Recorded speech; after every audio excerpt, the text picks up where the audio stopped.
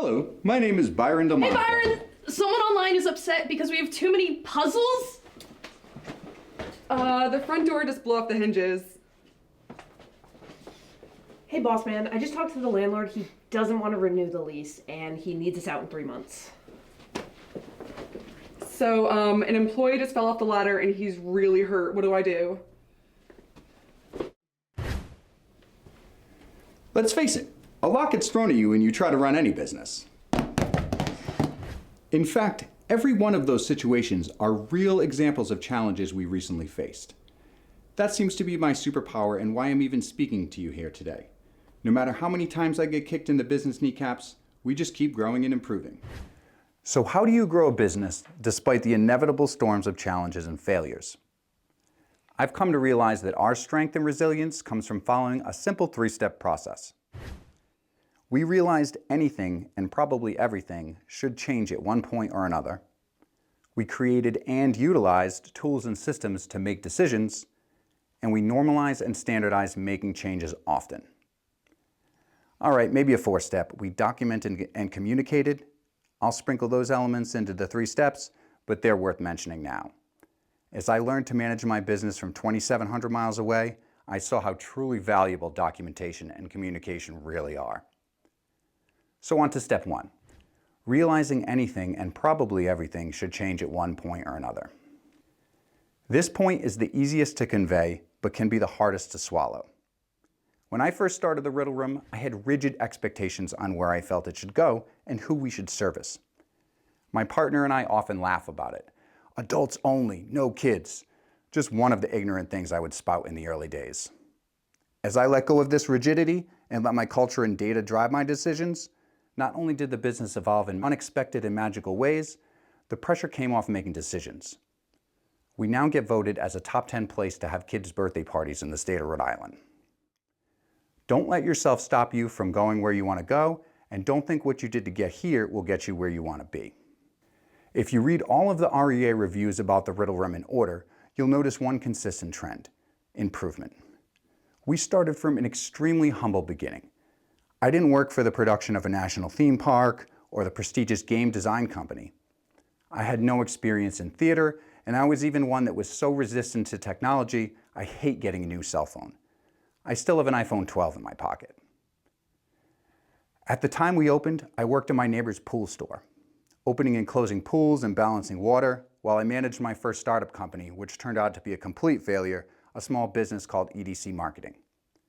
I fell in love with the escape room industry from my love for art and creation, as well as my passion for group competition and hospitality, and a nudge from my partner. The reason we're still here, starting from such a low standard and experience level in such a competitively growing industry, is because we've changed just about everything but our name since we started. The change doesn't have to come from failure, but if you fail, it's a good indication that a change is needed. The more we changed, the faster we got at making decisions, and the more we grew. Now on to step 2, creating systems and tools to help you make decisions. I don't know about you guys, but I get pretty anxious and uncertain about extremely large decisions. Being the head decision maker in a company can get extremely exhausting. At the end of a busy day, I'm even unable to decide what to put in my mouth for sustenance. If I don't have a meal plan ahead of time or someone to choose for me, I might not even eat that night. The meal plan is a tool I use to avoid making this decision when I'm at my least effective. So what tools can you develop to help reduce this decision-making burden for your business? I'll share some of the main tools and systems we have developed making changes easier and faster. Some of this material may seem basic, but if not applied properly, can even be counterproductive to what you're trying to achieve, which is even worse than wasting time. Back when we had no systems for making decisions and I struggled with drugs and alcohol, I would accept any opportunity that came along my way. We have built traveling games, online games, scavenger hunts, and pop-up games for one-time events. We have more collaborations and side projects with similar and non-similar businesses that I can shake a stick at.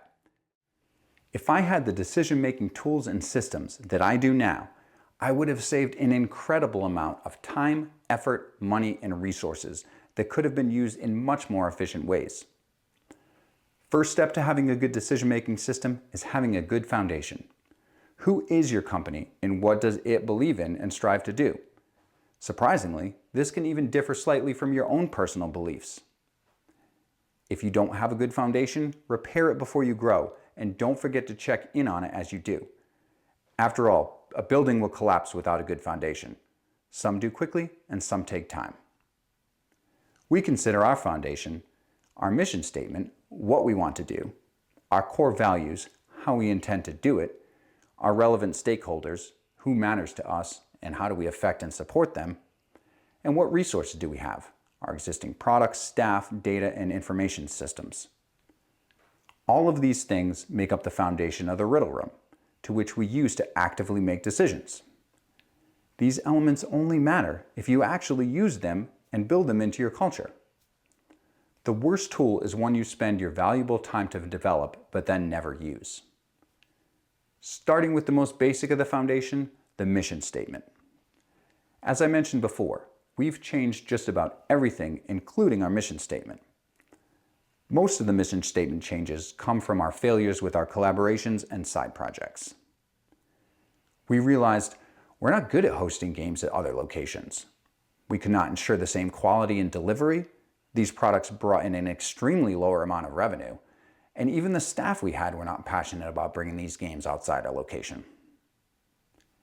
So we tailored our mission statement to include that we provide physical entertainment at our location.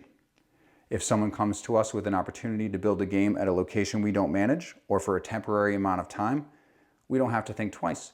We know it's not what we're trying to accomplish, and we can easily communicate that. Seems so simple, but as you face thousands of decisions in business, the more you have automatically programmed, supported by your culture, the more agile you can remain with the decisions that are more crucial.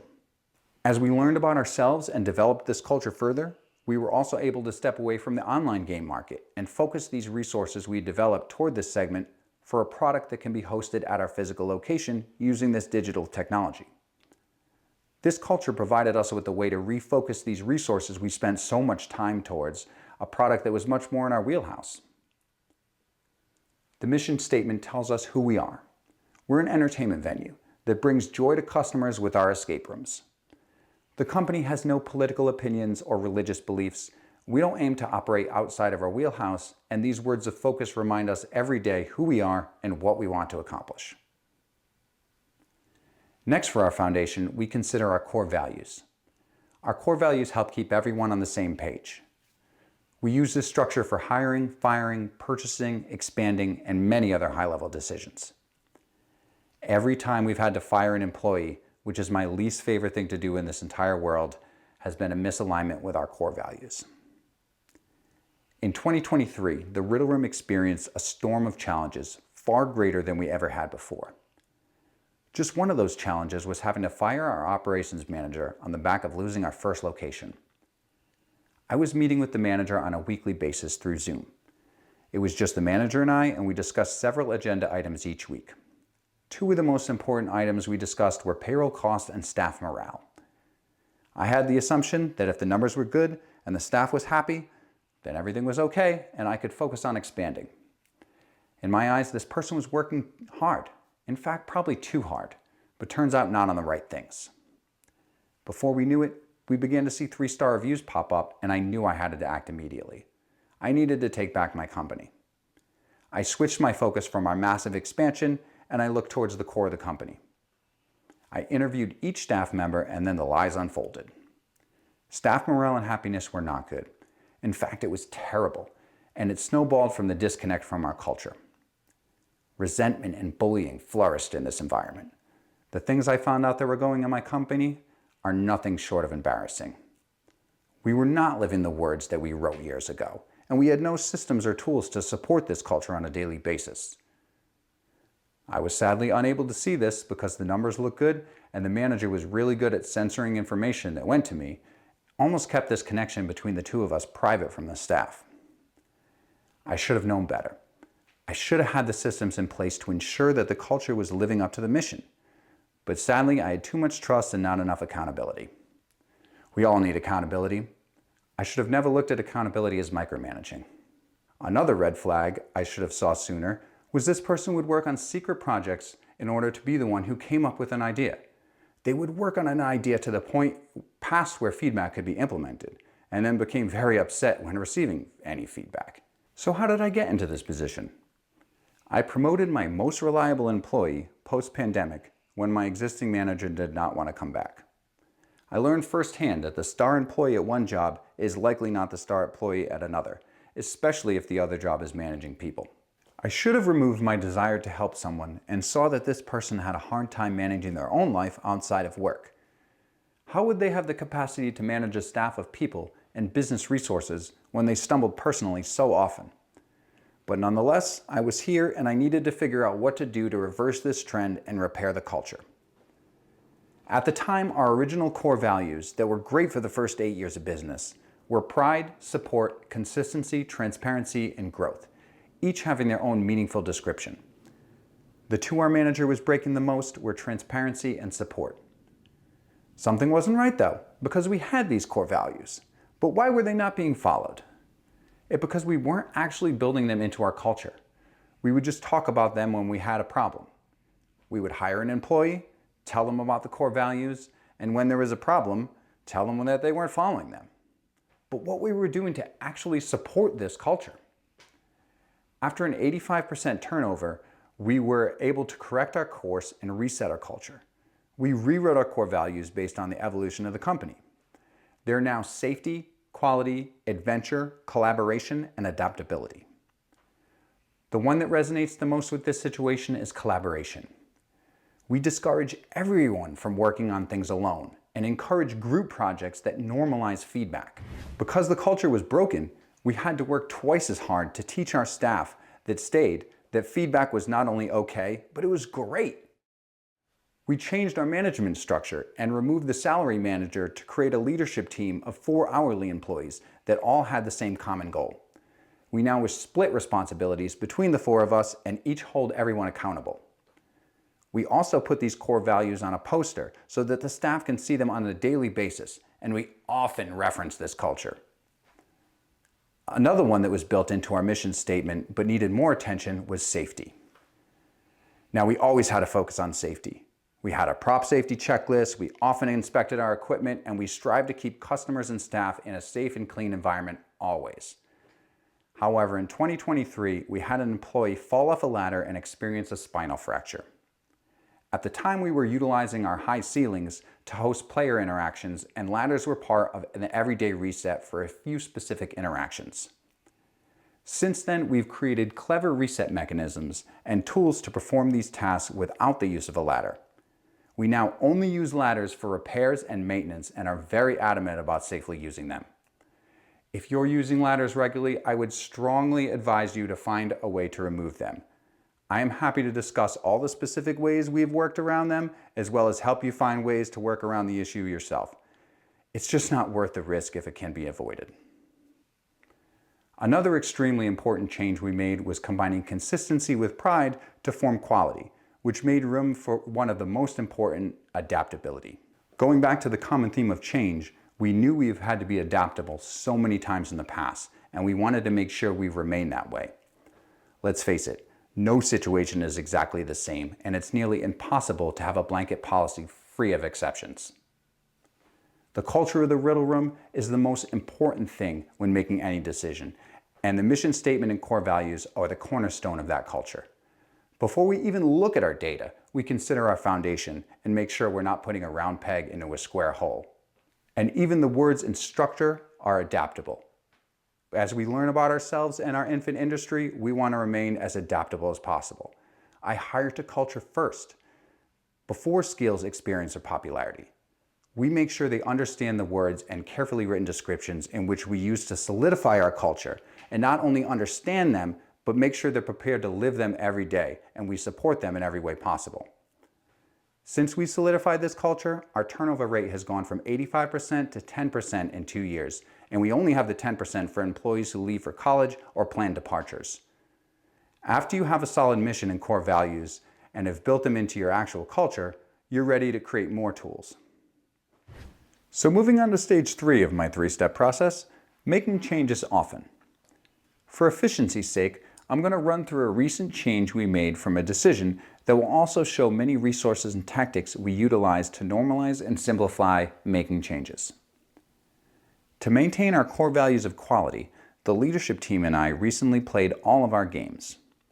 I was able to join the team using a video call and not only see the customer perspective for specific interactions, but have a valuable discussion in real time. I will touch again on the use of video later, but here's an example of where I was able to remain effective while managing from across the country.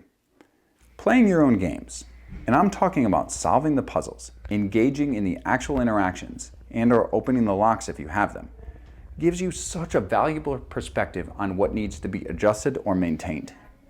Don't remember the codes, actually solve the puzzles. During this playthrough, we found a puzzle that was bottlenecking the game and it just wasn't the right place for this puzzle. It was in the position towards the finale of the game. It drove me crazy. This was a puzzle that should have lived in the very start of the game, if at all, and had no place being one of the final puzzles the guest completed.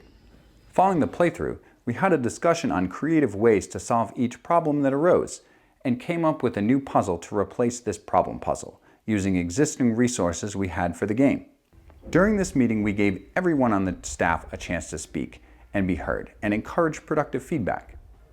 When we were fractured, this culture was even harder to build. But with all things, as we did it more and more, it became more and more natural. Once we agreed on a puzzle that we could easily complete, that would elevate the game and not take too many resources, we prepared the needed assets for the puzzle as we playtested the concept with employees. We always implement large changes on the first closed day of the week in case something goes wrong during implementation. We want to have time to adapt without having to shut down the game. After the puzzle updates were finished, we updated all of our documentation. Documentation includes policies and procedures, physical game master tools, and a Discord announcement and/or memo. We have and use a living policies and procedures document in addition to our company handbook. Because changes with a company handbook are more difficult, this separate document acts more of an operational manual. Anytime we engage in a business activity or challenge for the first time, we discuss the decision, sometimes after it's made if it's on the fly, and agree on a policy of how we should handle this issue going forward. Then we document it. This ensures everyone has input and can objectively analyze the decisions as a team. We're constantly working on this document and finding ways to improve. When we added links to additional templates, like email templates and company resources, keeping everything organized and accessible, it became much more widely used by employees. If anything happens to someone or a task pops up while someone is away, anyone on the leadership team can complete the task with a seamless consistency. As well as updating the digital documents, we also update all our physical documents. In our control room, we make sure to photograph and print out tools so our game master can see the exact information the customer is seeing for each puzzle. These tools help the game master follow along and pay attention, and be able to give detailed hints if the customer becomes confused on specifics. Once all updates have been made to the change and the documentation, we have a special channel in our Discord communication server for changes in a game. We tag the operations staff and encourage interactions to ensure the communications were received. For critical changes, we include a company memo on our bulletin board and require employee initials. We also provide continuing education. A great way for me to communicate from the other side of the country, as well as to communicate multiple employees at different times, is through simple recorded videos. If you're training the same thing over and over, why not record the training once and include the watching of a training video as part of your onboarding and/or continuing education? I personally use Zoom to record my training videos, and many of my employees simply use their cell phones. The quality doesn't have to be high. It's all about capturing the information so you can be efficient with the training. Keep the videos short so you can update or redo them as you have to. As well as keeping your games well maintained, it's just important to maintain your information system and documentation. We schedule time for our documentation organization and analysis to make sure we're properly capturing the needed data on a daily basis and using it to make decisions. It's just as important to have an organized information system as it is to have an organized workspace. In the end, if you're having a bad day or not getting anywhere, clean your desk, organize your tools or documentation. Put yourself in a better position to at least be effective tomorrow, as many of these organizational tasks can be completed with lower brain power, motivation, or self-esteem. When I get bogged down, I pick myself back up with organization and reset. The last thing I want to stress with everyone that can't seem to break through their barrier of where they want to go: hire talented people as well as advisors. Here's a quick calculation from an actual wall we needed to build. When I made this calculation, I was trying to determine if I could afford to hire someone to build a simple 10-foot wall. The things I want to highlight are the opportunity cost of your time, speed from experience, and knowledge. First, a specialist in their field typically charges more for labor, and this can be a stop for many business owners. Money can be tight, and you can't pay someone to do everything. But skilled workers charge more for a reason: experience. Someone with experience can do the job quicker and better than someone without experience. It seems obvious, but many variables can get in the way of seeing this in the grind. Getting a job done faster turns on the revenue pipeline faster, which has exponential savings in the long run. The quicker you can get a product on the market, the more money you can make. This calculation is also assuming you know how to complete the task, and you don't have to take time to learn or to prototype. Imagine if the task is something you have no experience doing. If you hire someone to run the bookings also, now you have the time back and you can work on more valuable tasks. Chances are the most valuable thing you can do for your business as an owner is not to service your customers. Everything is a balance, but if you feel like you need to do it all yourself to get the credit, get ready for burnout. On top of all the savings, you only know what you know. Every time I've worked with a new contractor, even if it didn't work out in the long run, I learn. I learn a new technique. I learn a new material to use or a new supplier to get the materials from. There are so many hidden benefits to working with talented people, and that's not even mentioning the momentum that comes from when a great team gets the ball rolling. The savings from paying someone else to complete this task was way more than I thought when I even began the calculation.